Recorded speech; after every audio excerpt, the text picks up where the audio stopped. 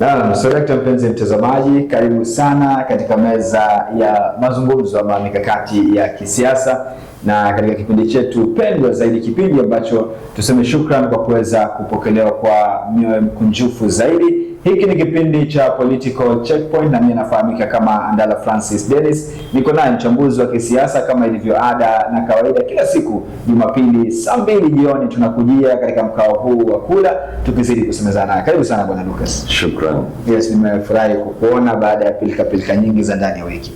Naam. Wiki imekwendeaje? Hali zipoje? Mapambano yako vipi? Lugha ya kisiasa mtaani ipoje? Imekuwa wiki iliyokuwa na mashiko mengi. Naam. Watu wakionyeshana ubabe wa kisiasa. Ukiona pia kauli nzito sana katika mazishi. Yeah, especially I think mambo mawili yalidominate sana kama matatu. Ya kwanza ilikuwa kuhusu yale yalitokea katika eneo bunge la Olkalao wakati wa mazishi yale. Naam. Tulipomwona kwa mara ya kwanza rais akiwa na aliyekuwa deputy president wake katika jukwaa moja. Kwa hiyo ulikuwa ni ubabe wa kipekee. Na ndio wakati ambapo Gachagua pia aliyekuwa deputy president alipodhihirisha pia ujasiri wake.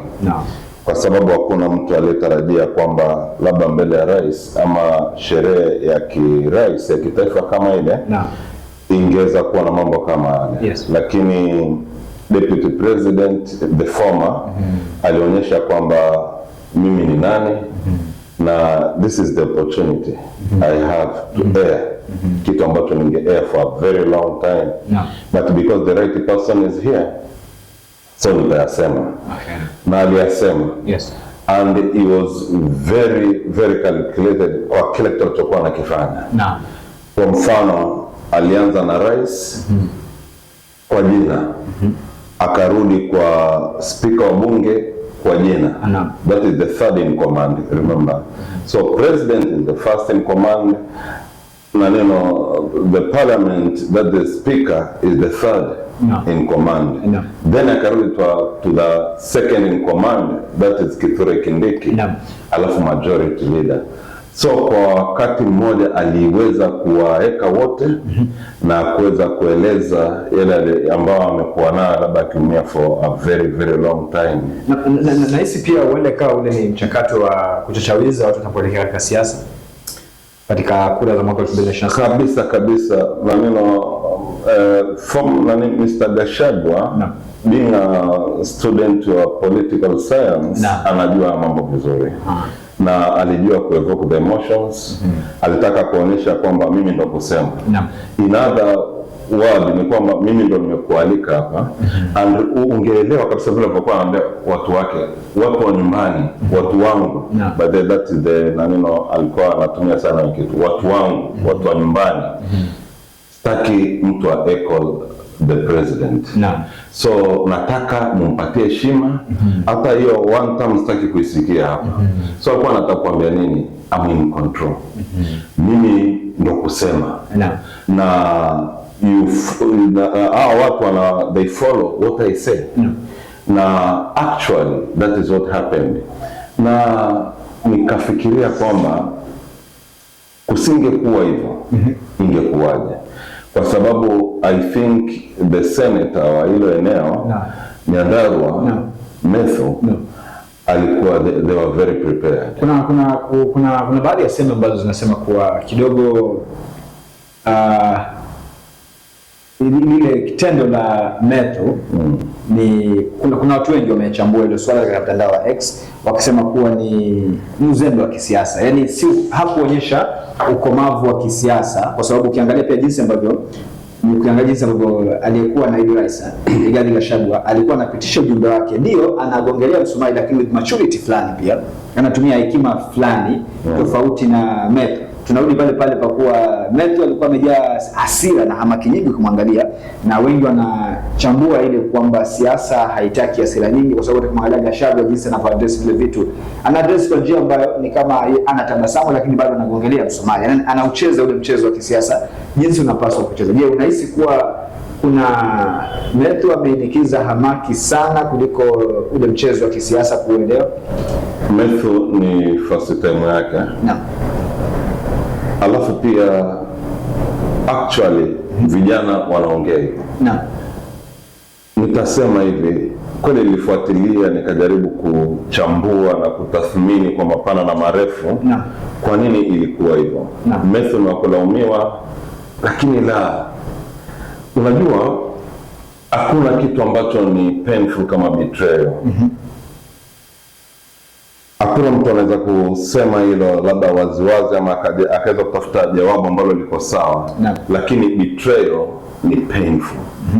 Betrayal ni ngumu kutoka. Unaona? Na kumbuka kwamba kitu ambacho kilichofanya watu 3.something million wa Mount Kenya kumpigia kura na ni Rais Ruto, ni they felt the betrayal.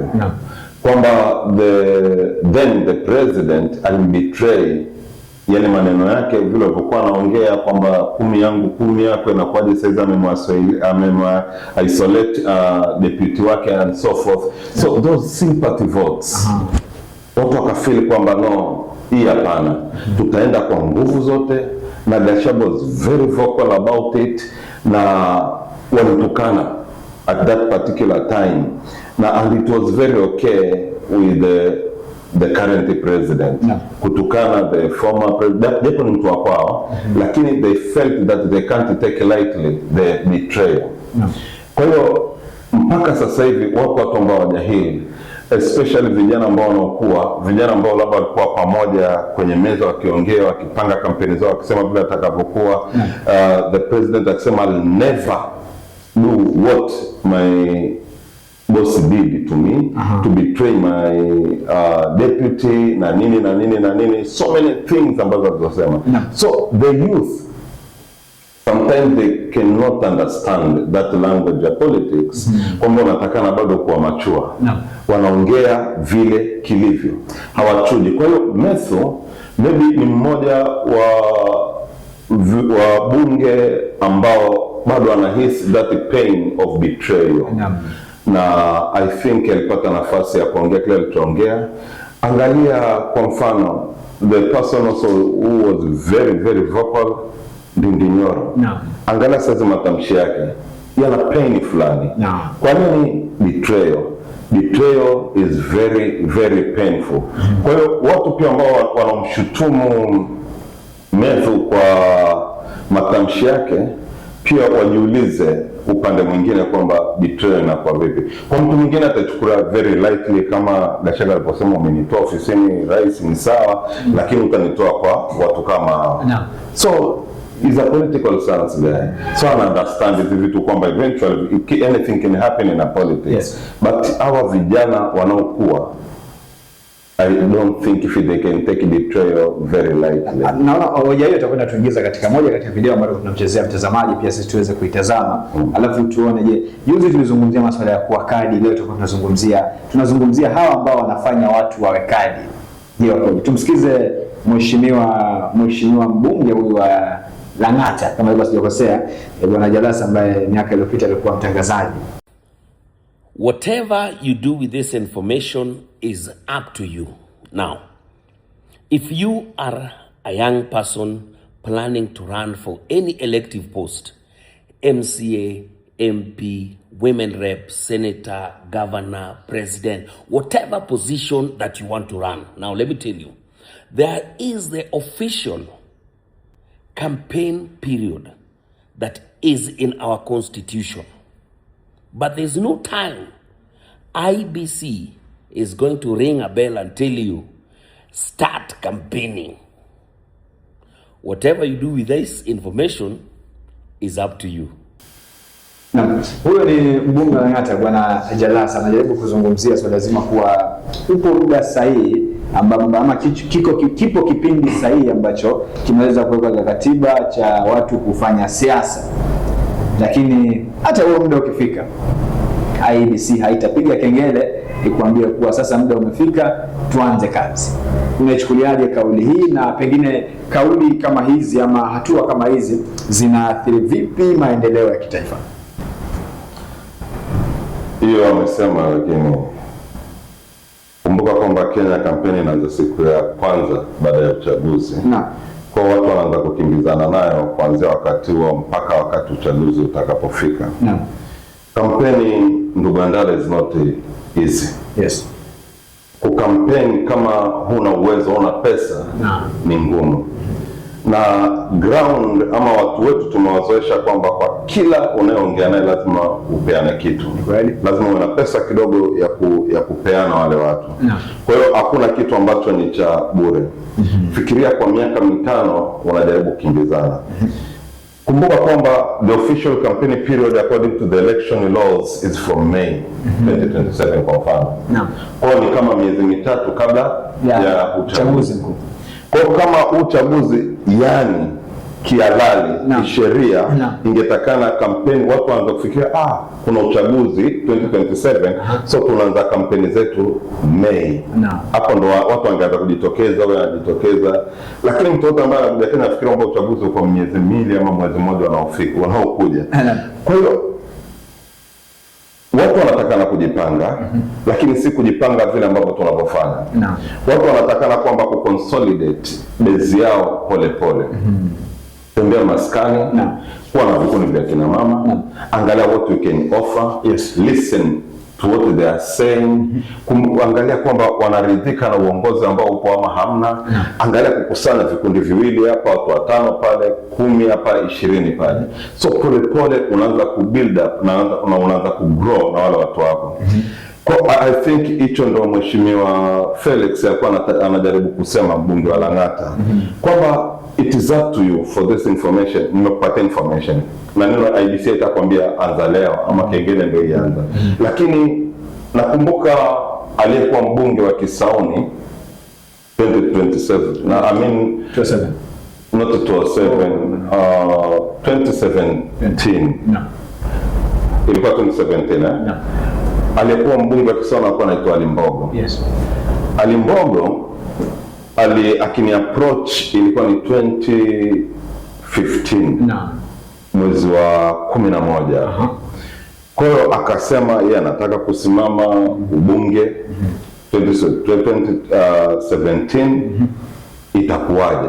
Alikuwa ni mgeni sana kwenye siasa. Nakumbuka tukianza na Mheshimiwa Ali Mbogo tulikuwa kama watu 3, 5, tukaongezeka 5, tukaongezeka watu 7. Kwa nilikuwa hapa na yeye. Mheshimiwa leo tuanze hapa, wadi tutafuta kuna kikundi kile, twende tuwatembelee, twende kikundi kile, twende kikundi hichi, tufanye nini. Baadaye tukafikiria sasa kidogo ground imeanza kutukubali, tumeanza kwa alternative ya mbunge aliyekuwepo ambaye alikuwa anaitwa Bezimba. Kwa hiyo tufanye nini kingine? Lakini Mheshimiwa Mbogo alikuwa na pesa. Kwa akasema tufungue CBO. Kwa sababu tusipofanya hivyo tukaanza kusaidia watu bila CBO, kisiasa pia inaweza kutuharibia. Tutakuwa tunafanya kama nani. Kwa hiyo nakumbuka kwamba the constitution na that CBO ambayo inaitwa Majumbasha nilitengeza mimi. Mimi ndo niliandika constitution kuanzia mwanzo mpaka mwisho, leadership, the wording and everything about that constitution. So kwa tunaita Majumbasha CBO tukatengeza. Baada ya kutengeneza bas akawa yeye akiwa na kauli mbiu yake ilikuwa ni elimu kwanza. Kwa akawa anapeana kama bursaries, anasaidia watoto na kusoma katika eneo bunge la Kisauni. Na alifanya kweli. Alifanya nguvu zake zote na alikuwa na uwezo, alikuwa na pesa, kwa sababu nilikuwa ofisini nikigawanya pesa hiyo milioni kadhaa kwa vikundi vingi. Leo niko na hizo stakabadhi, labda Mheshimiwa Mbogo hawezi kukumbuka kitu kama hicho, lakini leo niko na vitabu vote vya kila kikundi ambacho nilipeana pesa ya Mheshimiwa Ali Mbogo.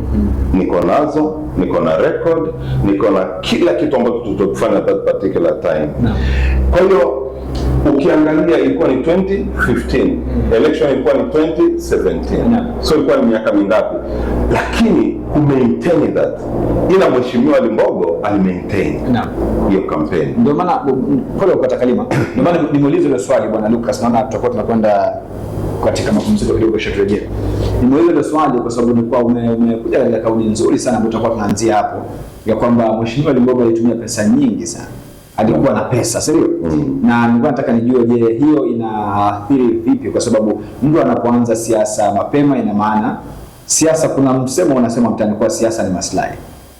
Siasa ni maslahi. Leo nikitumia chombo cha usafiri cha umma nikija huku leo, nimekuwa na dereva ambaye ni rafiki yangu, mwambie big up sana Bashir, akawa anajaribu kunieleza nilipata fursa ya kubeba kina mama ambao walikuwa wanatoka mkutano wa UDA pale Shogram, na wakawa wanaulizana wote kwenye tuktuk moja, wametoka mahali pamoja, mmoja anapiga simu anasema mbona mimi sijaekewa, mwingine anamwambia kwa watu tulikuwa wanaekewa, wote wametoka mahali pamoja, wewe hujaandika jina, kwa watu tulikuwa wanaandika jina.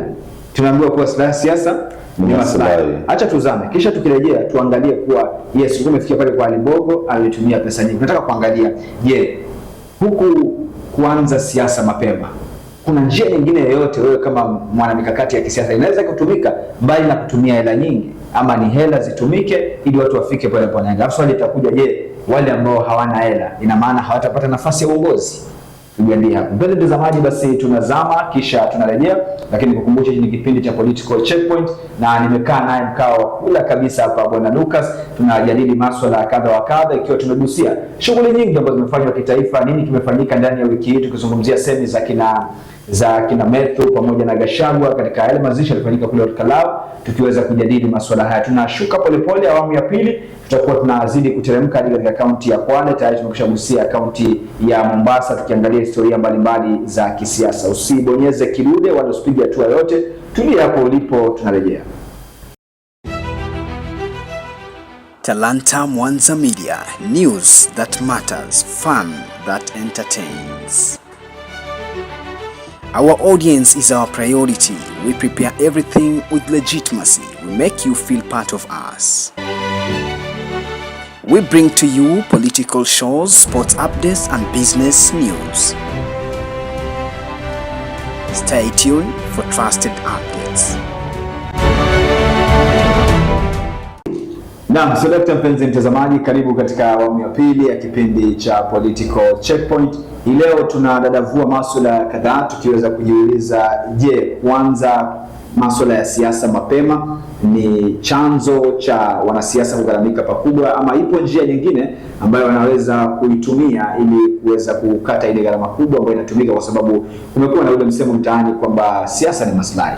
Tupe maoni yako kupitia comment section uweze kutueleza, je, unahisi unaweza ukamsikiliza mwanasiasa bila kukupatia hela yoyote? Huko kuna msemo wa kawaida wenyewe anasema paka ni bumundwe. Kuna masuala ya kubumundwa. Natumai ni msemo wa jamii ya Mijikenda. Ya unamaanisha kuwa kuna hela unafaa kupatiwa. Sasa mtazamaji, tuambie katika comment section, unaweza ukazungumza na unaweza ukampatia sikio lako mwanasiasa ukamsikiza bila kupatiwa hela yote? Wako watu ambao wanavutiwa na sera ya mgombeaji. Wako watu wengine ambao wanavutiwa na vile ambavyo mgombeaji anatekelete issues zake, na wengine wanashikana kwa sababu labda ni kijana mwenzao ama ni mzee mwenzao ama ni kabila yao na kadhalika. Lakini kile kitu ambacho tunachoweza kusema kwamba siasa ni kujipanga mapema, na inategemea pia na uoga ulionao pia kisiasa. Kwa sababu ukiamua kwamba wewe siasa yako itakuwa ni pesa, basi utatumia pesa kwamba una kauli ya kuambia watu, una jambo la kusema, ila itabidi kwamba pesa hiyo inazungumza. Kwa hiyo pia huo ni mfumo wa kisiasa? Siasa kile kitu tunatuangalia ni result. At the end utapata nini? Lakini kivyangu ni kwamba kama una muda, uhitaji muda mrefu sana kufanya siasa. Siasa inahitaji consistency.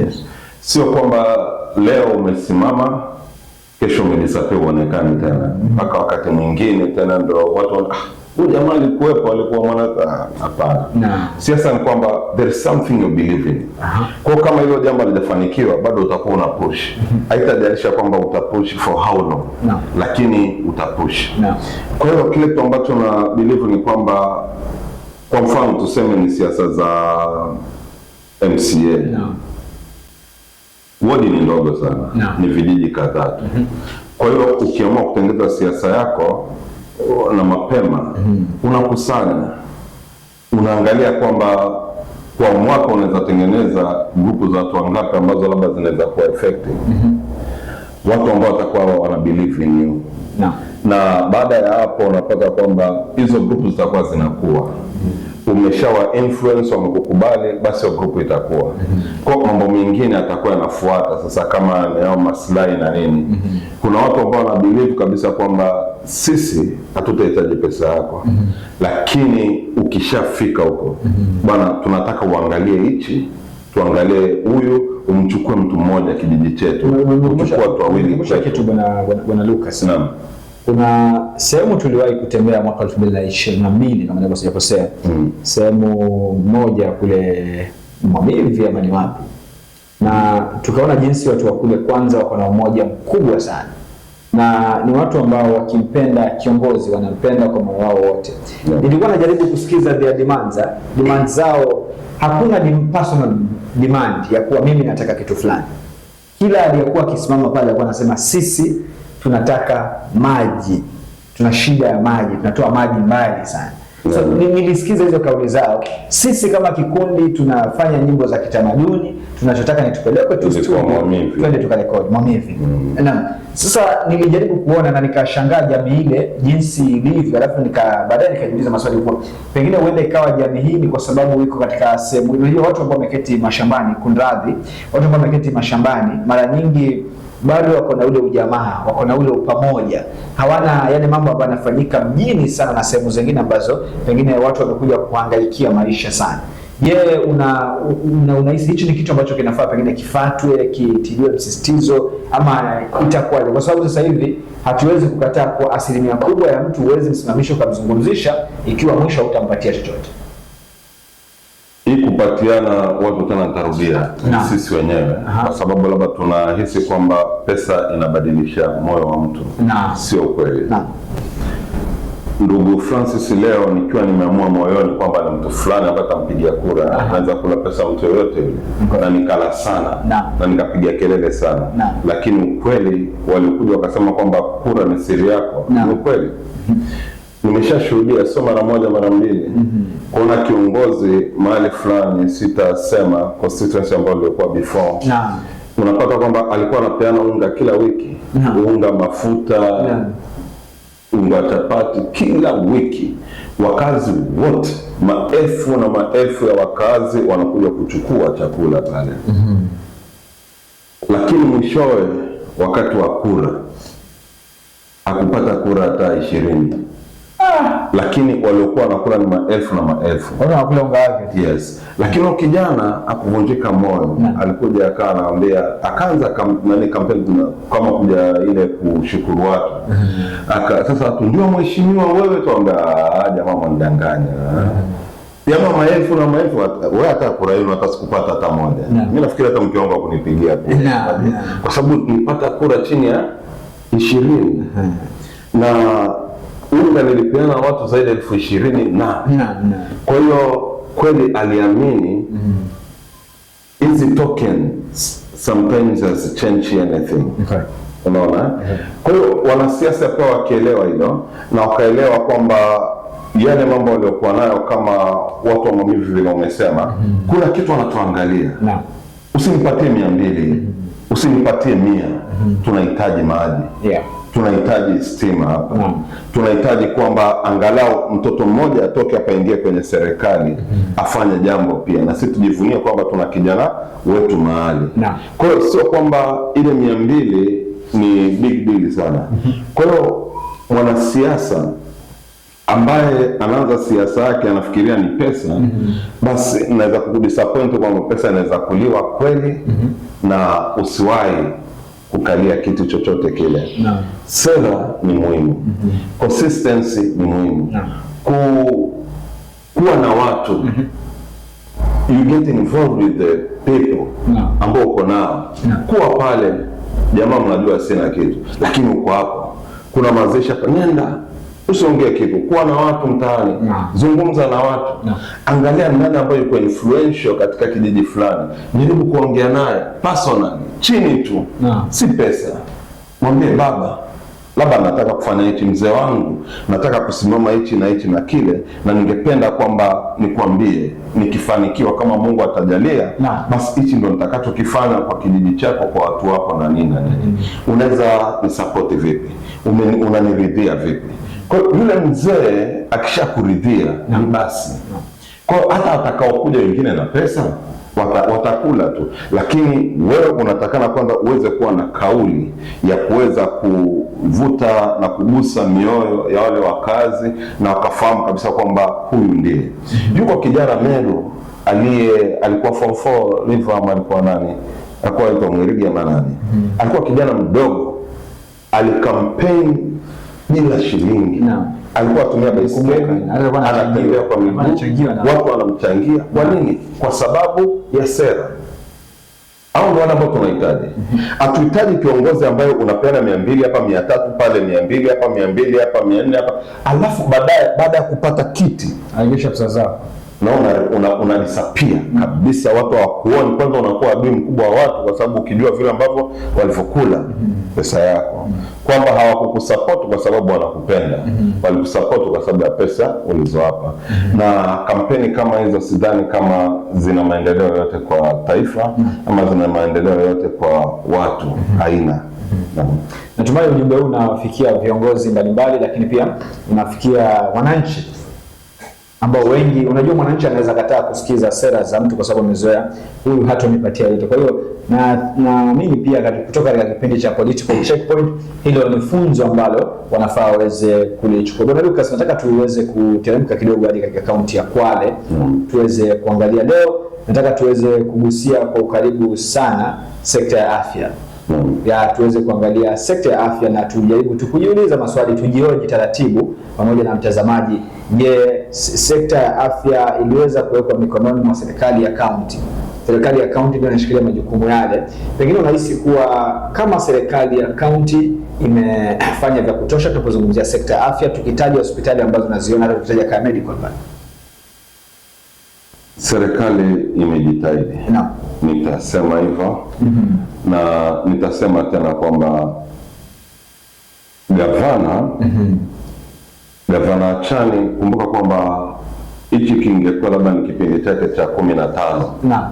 Kwa sababu alikuwepo kama deputy wa ambaye ni Waziri Mvurya. Yes, kwa hiyo gavana ana experience ya kutosha. Kama utakuwa unahitaji experience, basi utasema kwamba ako mbele ki experience, kwa sababu alikuwa hapo na aliona vile mambo yanapofanyika, na alianza ugatuzi ulipoanza tu. Maneno matatizo hayaweziisha kwa 100% popote pale. Bado kila county nang'ana ku make sure kwamba zahanati zetu na mahospitali yetu yanaweza kukidhi mahitaji ya wagonjwa vilivyo kwa kadiri ya uwezo ambao wako nao. Kile kitu tunachokifahamu ambacho nimeshuhudia tena ni kwamba gavana amejitahidi kuinua hadhi ya hospitali ya KD Tibi Rural, lakini wanaifahamu kama KD. Amefanya makubwa sana Msambweni Hospital, ambao labda ndio kama hospitali yetu kubwa. Amefanya pia makubwa sana Kwale. Kwa hizo hospitali ni rare sana kupata watu wana complain vile ambavyo zilivyokuwepo hizo complaints kitambo. Na dispensaries zipo, nafikiria karibu kila ward kuna dispensary. Na katika hizo dispensary zinajitahidi pia kuangalia mahitaji ya kiafya ya wakazi kwa kiwango kikubwa. Kwa hiyo upande huo personally sijaona kwamba kumekuwa na tatizo kubwa sana la wagonjwa wetu, labda usikia wagonjwa wanatoka hapa wanakimbilia Mombasa. Post General hapana. Na hisi naona muda unatupatia kisogo. Nimegusia hilo swala tu ili tuweze kupata foundation ama msingi wa kipindi kijacho, kwa sababu kati ya mambo mengi tutakayozungumzia, sekta ya afya katika kaunti ya Kwale tutaidadavua kwa marefu na mapana. Kwa hiyo ndani ya wiki hii tunamruhusu mtazamaji aweze kutupatia comment section zake, atueleze huko anakotoka hali ya afya ipoje katika kaunti ya Kwale. Je, dispensary zipo zina dawa, madaktari wapo? Ni maswali ambayo tutakuwa tunaangalia, ni baadhi ya sekta ambayo tutakuwa tunaidadavua, na lengo la shabaha la kuidadavua sio kukosoa tu. Pale ambapo pametengenezwa vizuri tutazileta pongezi, pale ambapo pana doa tutapazungumzia, kwa sababu ni jukumu la serikali, kwa sababu ndilo jukumu letu katika meza hii ya accountability ama accountability desk katika kipindi cha political checkpoint. Tunapomalizia Bwana Lucas, kumekuwa na mikutano mingi sana ya kisiasa katika kaunti ya Kwale, na ni wazi kuwa tukilinganisha na sehemu zingine kama Mombasa na sehemu zingine, tutapata kuona kuwa joto la kisiasa Kwale liko chini, acha niseme hivyo. Na ili joto la kisiasa liwe juu, ni lazima pia upinzani uwe active. Lakini hatujaona upinzani ule ambao unahitajika kuonekana katika kaunti ya Kwale. Hatujaona ule upinzani wenyewe katika kaunti ya Kwale. Je, unahisi watu wamepoa sana ama watu wanasubiri ile mwezi wa 5 mwaka ujao? Hapana, hakuna kitu kwamba watu wanasubiri mwezi wa 5 mwaka ujao. Ni kwamba strategically labda wanafeli kwa kiwango kikubwa. Na nitasema hivi, I really feel sorry for the ODM party. ODM party walikuwa wamewekeza nguvu na kila kitu chao kwa mwenda zake hayati Raila Odinga. Walikuwa wanajua kwamba jina lake likiitwa mahali basi nabadilisha kila atmosphere ya politics. Kwa hiyo wengi wamebaki kama orphans. Hawajui what to do anymore. Nani anaweza kuleta hiyo masses na kadhalika. Kwa hiyo UDA kama a ruling party, wao lengo lao kubwa pia wanahitaji kuwa na majority kwa government kama hiyo serikali itaingia. Kwa hiyo ndio maana unapata kwamba wamevamia, walikuwa na neno Ukunda pale stadium kuangalia kwamba kumobilize kwamba waweze ku make sure ama ku influence ama ku create a perception kwamba Kwale County ni UDA.